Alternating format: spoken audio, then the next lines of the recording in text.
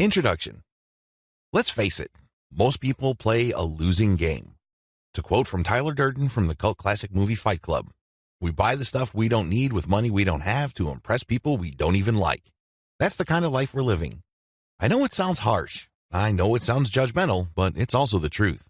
Unfortunately, for far too many of us, we equate having stuff with living worthy lives.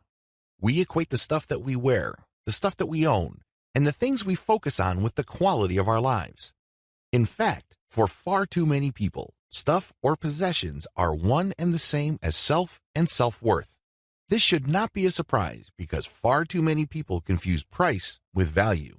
We think that the more expensive something is, the more value it has, and we allow ourselves to feel worthwhile, appreciated, and acknowledged depending on the price of the stuff we have access to. What is wrong with this picture? We live our lives based on what is expected of us instead of what we actually want for ourselves. Too many people live their lives based on values they uncritically and unthinkingly copy and pasted from others. In fact, a lot of adult children are simply living their lives based on a script that they automatically imported from their parents. They did not stop to challenge the script.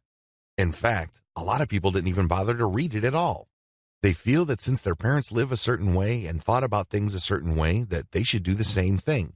There is no attempt at any kind of analysis as to whether that script makes any sense as far as their lives are concerned.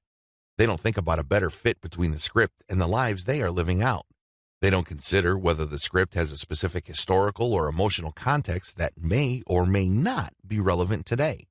They just automatically assume that since somebody they love and respect chose to live their life a certain way, then this path is the way forward.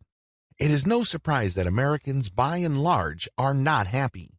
The end result of everything I have described above is not pretty. We Americans are over-medicated. We are maxed out on our credit cards and are overstressed.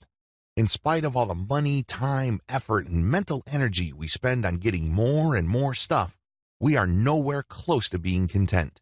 We are actually nowhere near to living the kind of joyful life we initially sought out to achieve. The reason for this is actually quite obvious. We live cluttered lives. What makes this tragic is that we are not even aware of it.